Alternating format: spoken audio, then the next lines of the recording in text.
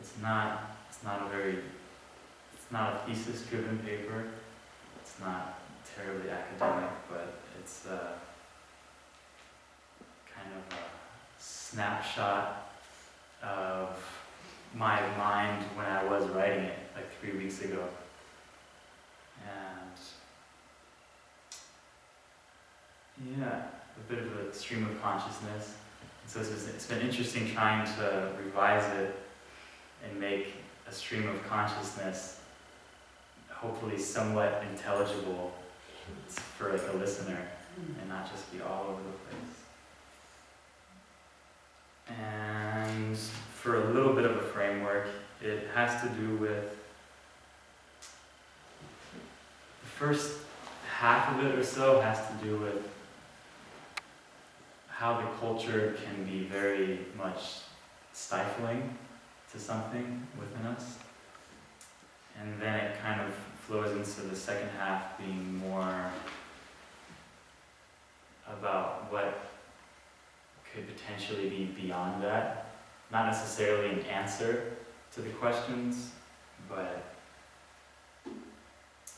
thoughts about this state of affairs not having to be the only state of affairs. The potential for maybe something different. So, I start with a quote. "I have been thinking," she continued, still in the tone of one brimful of feeling, that the social molds civilization fits us into have no more relation to our actual shapes than the conventional shapes of the constellations have to the real star patterns. And that's from Thomas Hardy. 19 of the top 20 poorest countries on Earth are on the continent of Africa. A product of European imperialism, there is a continent diced up by borders which bear little similarity to the actual ethnic boundaries of the land. Likewise, our religions, institutions, and various social conventions place an artificial apparatus onto the human life that bears no similarity to the complex reality of the actual human being. The expectations, ideas of what one ought to be, and what a human life should look like are imposed upon the human landscape with no regard for the feelings, impulses, and curiosities of the place which these conventions call home.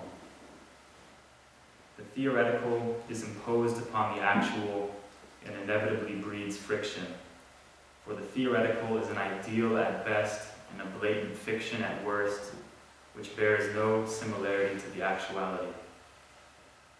Our ideas of success, of morality, and what we ought to be create a human geography ripe with conflict, violence, and war.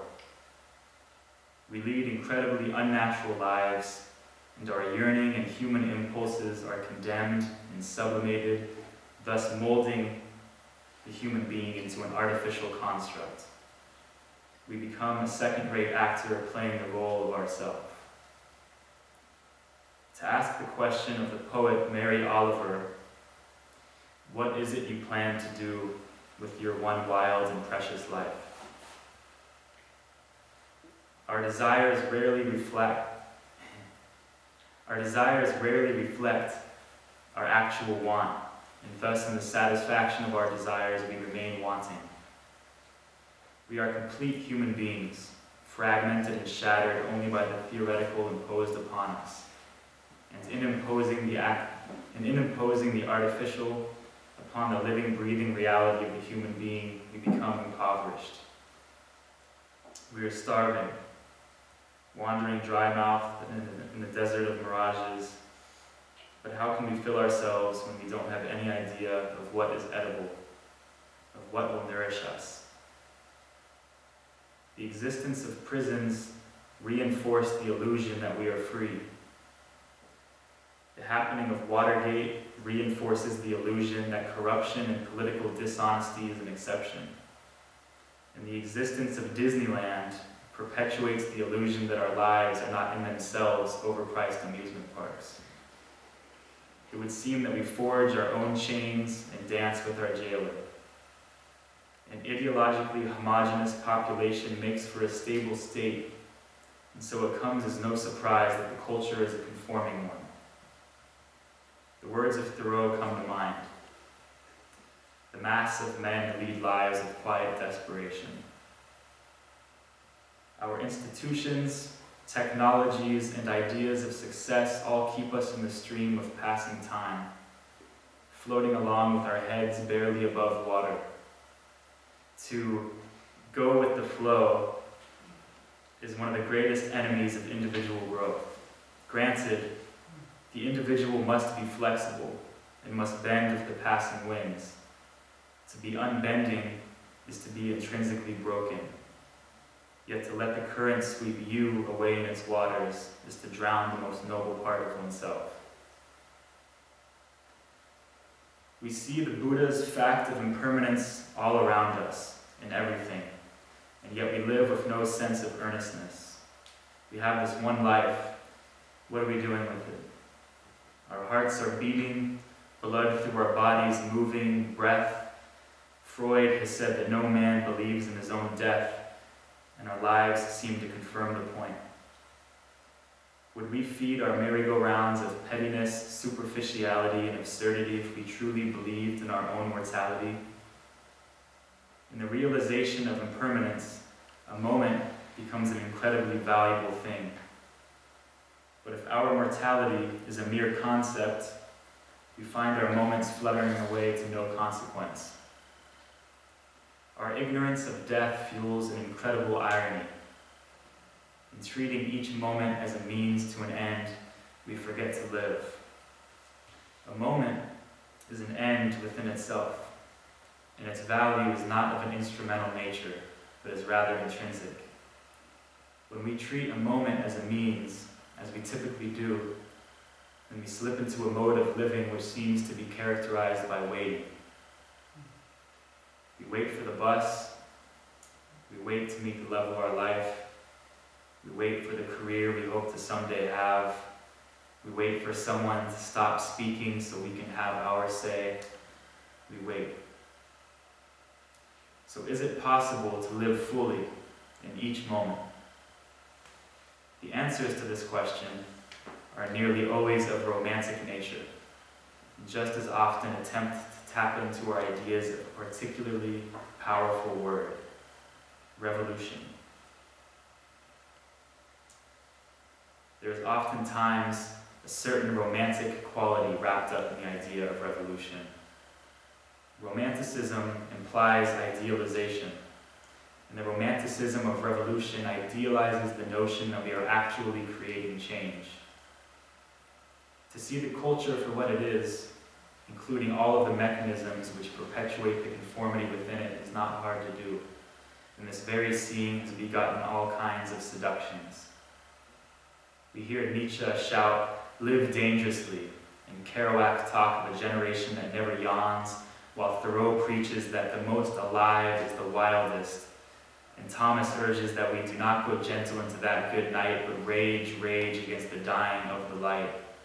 And there's a tremendous seductiveness in all of this. Many would say that art is revolution, that expressing one's creativity is an expression of revolution against the conformist culture which dulls the blade of our individuality. Nietzsche seems to believe this when he speaks of giving style to one's character and becoming the art we seek to create. Could life itself be the grandest medium? Perhaps we ought to practice a slash and burn agriculture on this landscape. Set fire to the invasive species which have sprung up on this soil and cultivate fields of our own making. Christ has said that we reap what we sow, but do we actually sow anything at all? In a similar thought, Gurdjieff claims that man does nothing, but something is done through him. Do we live, or does something live through us? It has been said that man is a machine, yet Ouspensky reminds us that a machine, a real machine does not know itself and cannot know itself. When a machine knows itself, it is then no longer a machine, at least not such a machine as it was before. Perhaps prisons reinforce the illusion that we are free, but if we are the forgers of our chains, then can we not just as readily be the smelters of our freedom?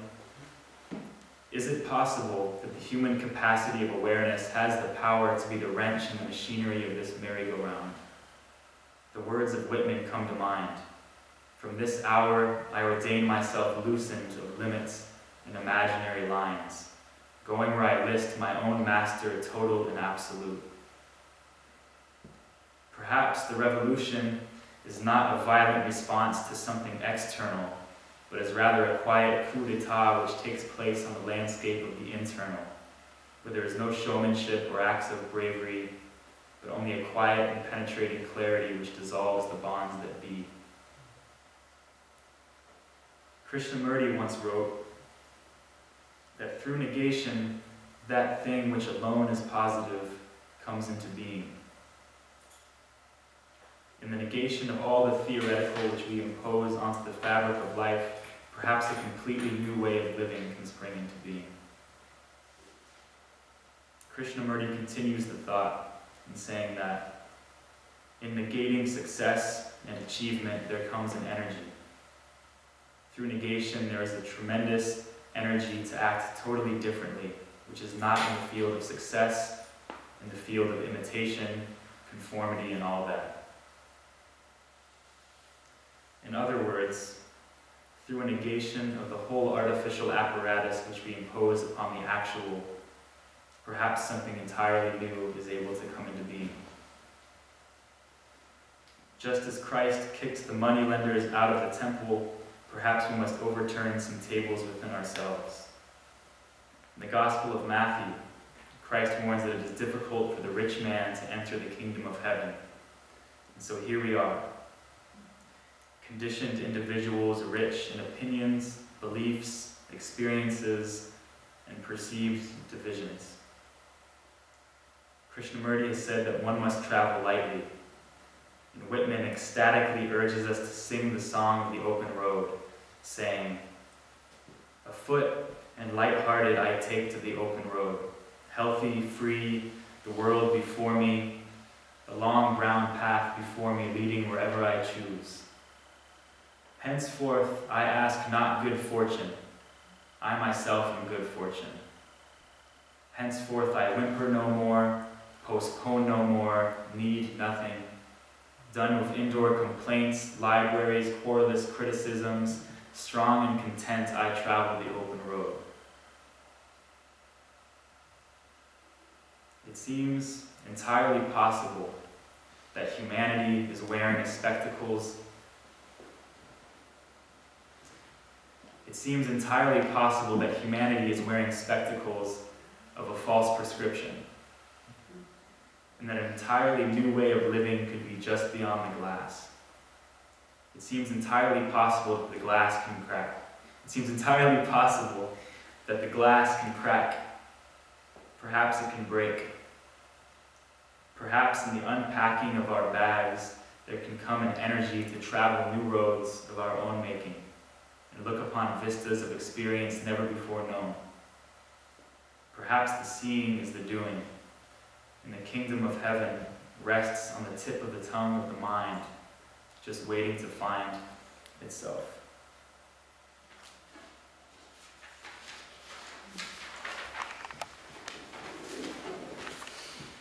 Thanks for listening.